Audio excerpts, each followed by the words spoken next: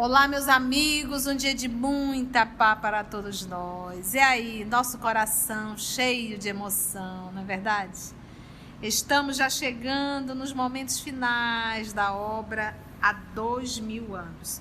E hoje nós vamos iniciar o capítulo 8, intitulado Na Destruição de Jerusalém.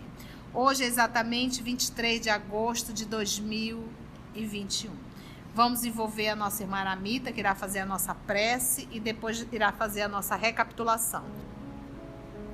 Senhor Jesus, graças te damos pela oportunidade, pelo privilégio de estarmos reunidos em teu nome para estudar essa obra que nos toca fundo com os exemplo de Lívia, os exemplos de Públio, que lembra muitas vezes de nós mesmos, dos nossos orgulhos, das nossas durezas do coração.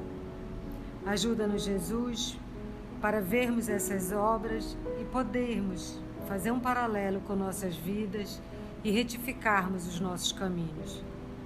Porque sabemos por meio das tuas palavras que a porta da perdição é larga e a porta que leva até ti é estreita.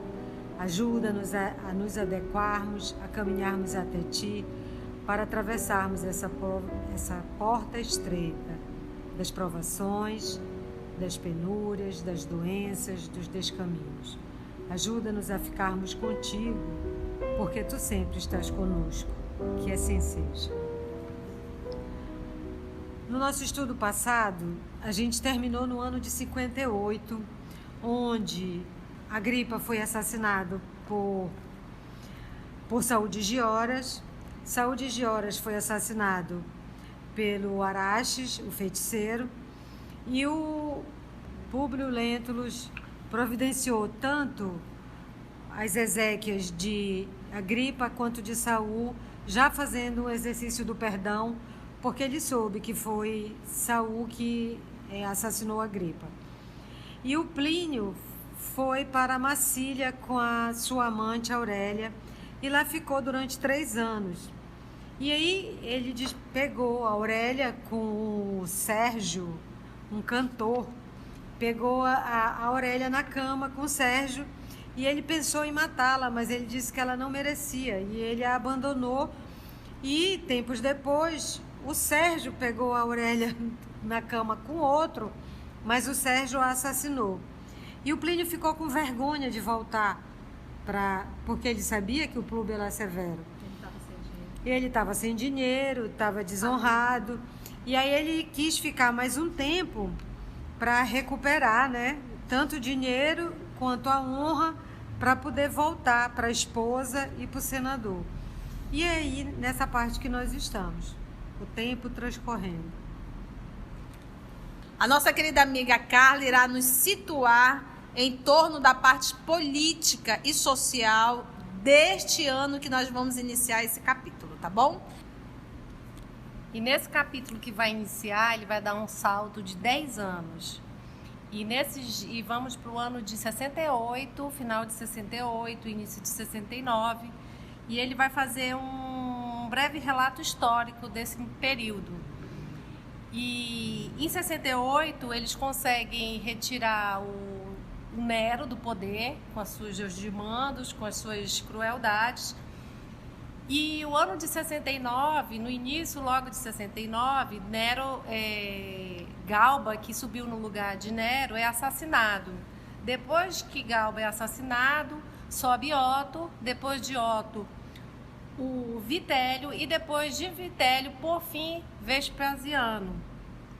Então é conhecido como o ano dos 4 imperadores. Então toda essa matança, todos esses assassinatos, essas conspirações vão dar o tom desse início do capítulo que ele vai falar.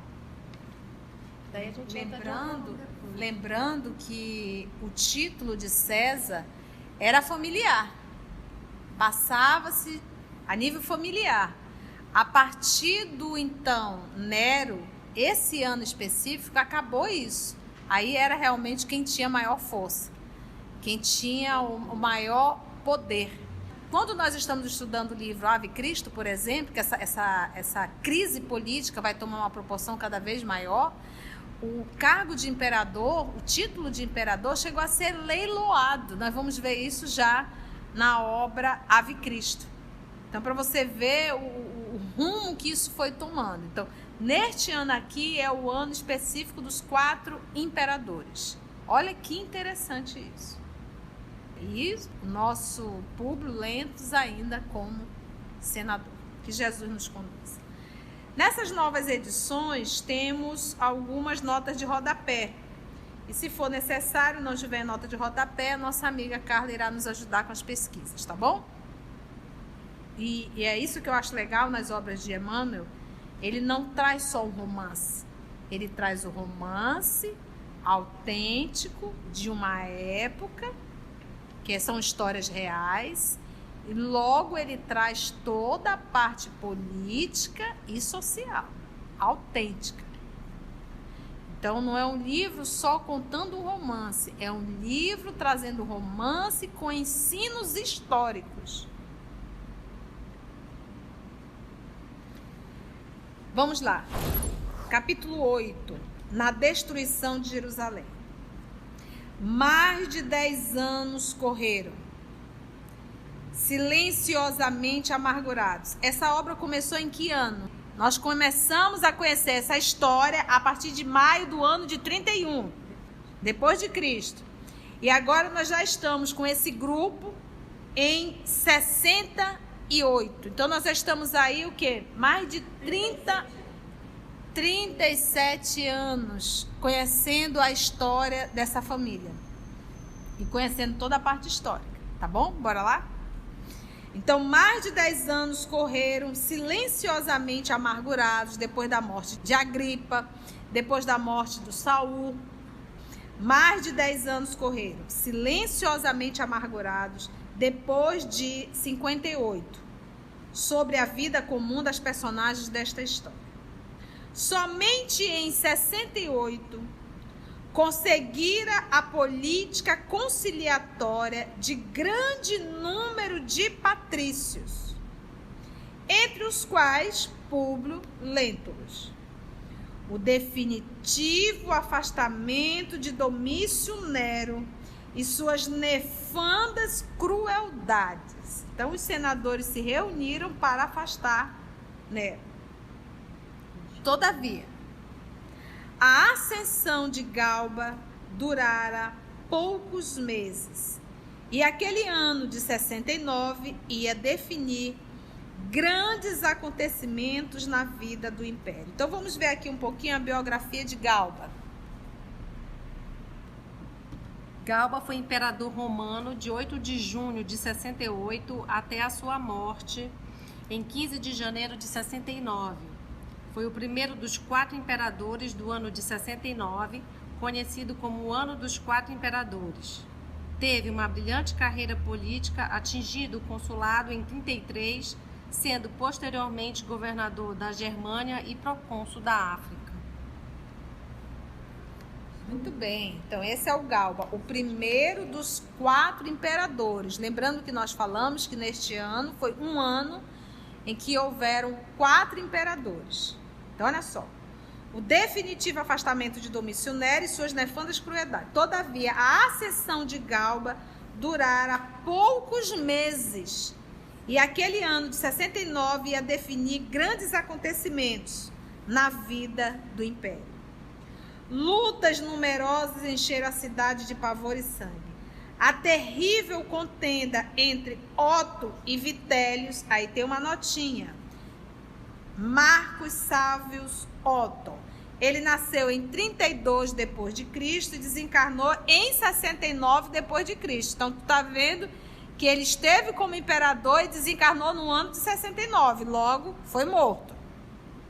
Foi imperador romano por cerca de 3 meses, de 15 de janeiro até o seu suicídio. Segundo a história, suicídio. Apoiou a ascensão de Galba ao trono, mas veio a promover o golpe de Estado que culminou no assassínio do idoso imperador, Então, ele apoiou Galba e depois ele mesmo foi contra Galba. Olha que interessante.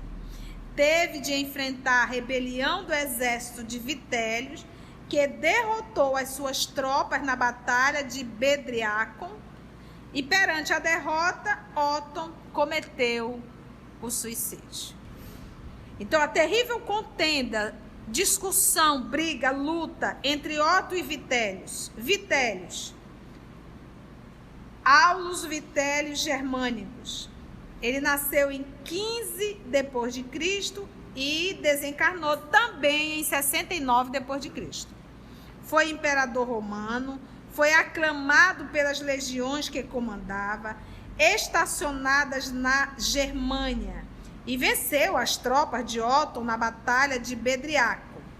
Ficou famoso por seu apetite e sua crueldade. Foi o primeiro imperador a acrescentar o cognome honorífico de Germânico ao seu nome em vez de César. Esse aqui se rebelou mesmo. Então, aí teve essa terrível contenda entre Othon e Vitélios, e nós sabemos que Othon acabou perdendo para Vitélios e acabou cometendo suicídio. Dividira todas as classes da família romana entre facções hostis que se odiavam ao extremo. Então, qualquer semelhança é mera coincidência. Nós estamos vivendo hoje um nível político no nosso país de divisão total, onde as pessoas não respeitam a opinião um do outro, querem impor a sua opinião. As redes sociais, eu coloco todo mundo para dormir na rede social, porque eu descobri. Aquela pessoa, já estou avisando aqui, aquela pessoa que coloca muita coisa, muito, sabe, agressão aos partidos, aos políticos, eu ponho para dormir, põe soneca, passo 30 dias sem ver. Eu não sou obrigada a ouvir palavrões, xingamento, absolutamente nada disso. Então a gente percebe amigos ficando de mal, familiares ficando de mal, um agredindo o outro. Estão revivendo a Roma antiga? Estão defendendo os imperadores? Othon e Vitelo? Então, gente, esse nosso comportamento ridículo é antigo e a gente não amadurece. Nós temos que aprender a sermos pessoas educadas, sensíveis, que aprendem a respeitar a opinião de cada um. E eu gosto sempre de lembrar a fala do nosso Senhor Jesus: quem governa o mundo é Deus. A hora que Ele quiser, Ele tira tudinho. Então a gente já está ambientado com a parte romana. Afinal, a famosa batalha de Bedriacum dava o trono a Vitélios, que instaurou um novo círculo de crueldades em todos os setores políticos. Ou seja, se estava ruim com Nero, com o Vitélios ficou pior ainda. A diplomacia interna, porém, vigiava na sombra, examinando atentamente a situação, de modo a não permitir a continuidade de novo surto de extermínio e de infâmia. Olha a palavra de Emmanuel, surto. Ou seja, morria pouca ou muita gente. Muita. Vitélios apenas conservou o governo por 8 meses e dias. Então, um foi quantos meses? 3. Galba foi 7. Mas Galba veio de 68 até janeiro. De 69. E aí, de janeiro a abril foi Othon. E agora esse viveu. Dezembro é Vitélios. Estamos conhecendo 3, falta mais um. Vai chegar. Vitélios apenas conservou o governo por 8 meses e dias, porque no mesmo ano de 69, as legiões do território africano, trabalhadas pela orientação sutil dos que haviam destronado Nero e seus asseclas, proclamaram Vespasianos, nota, Titus Flávios Vespasiano, nasceu em 9, então ele era bem mais velho do que todos, e desencarnou em 79. Nós estamos em que ano? 69. Nós estamos em 69. Foi o imperador romano, o primeiro da dinastia Flaviana, que ocupou o poder em 69 depois de Cristo. Então a gente está vendo que aí vai ter uma sequência de novo. Sequência que eu digo familiar. Porque ele diz, foi um imperador romano, o primeiro da dinastia Flaviana. Ocupou o poder em 69 depois de Cristo, logo após o suicídio de Nero, 68 depois de Cristo, e conturbado ano dos 4 imperadores em 69 depois de Cristo. Ele foi proclamado imperador pelos seus próprios soldados em Alexandria. Ai, que legal! Proclamaram Vespasianos para a suprema investidura do império. O novo imperador, que ainda se encontrava no campo de seus feitos de armas, empenhado na pacificação da Judéia distante, satisfazia as exigências mais avançadas de todas as classes civis e militares, sendo recebido em triunfo para o posto supremo, iniciando-se, assim, a era prestigiosa dos Flávios. Vespasianos integrava aquele grupo de patrícios operosos que contribuíra, sem alardes, para a queda dos tiranos. Amigo pessoal de Públio Lentulus, o imperador se tornara famoso, não só por suas vitórias militares, mas também por seu criterioso tirocínio político, evidenciando em Roma desde os dias turbulentos de Calígula. Caio, Júlio, César, Augusto, Germânicos. Famoso Calígula. Nasceu em 12 depois de Cristo e desencarnou em 41 depois de Cristo. Também conhecido como Caio César ou Calígula. Foi imperador romano de março de 37 até o seu assassinato em 41. Foi o terceiro imperador romano e membro da dinastia Júlio-Claudiana, instituída por Augusto. A sua alcunha, Calígula, a qual significa botinhas em português, foi posta pelos soldados das legiões comandadas pelo pai, que achavam graça em vê-lo mascarado de legionário com pequenas calígae, sandálias militares nos pés. Cenas do próximo capítulo. Então, nós já nos alinhamos com a parte política, da qual nós estamos entrando no livro há 2000 anos. Conhecemos um pouco essa história do ano de 68, 69, esse poder dos 4 imperadores. Então, a gente começa a perceber que política é algo que está envolvido há muitos séculos e quase sempre os erros são bem parecidos. Agradecemos a Deus, nosso Pai, por esse momento de estudo e reflexão. Agradecemos a Jesus o amor de nossa vida. E que nós possamos, Senhor, com as lições, sempre refletirmos no que temos feito de nossa vida. Que nós possamos sermos instrumento da Tua paz. Que assim seja.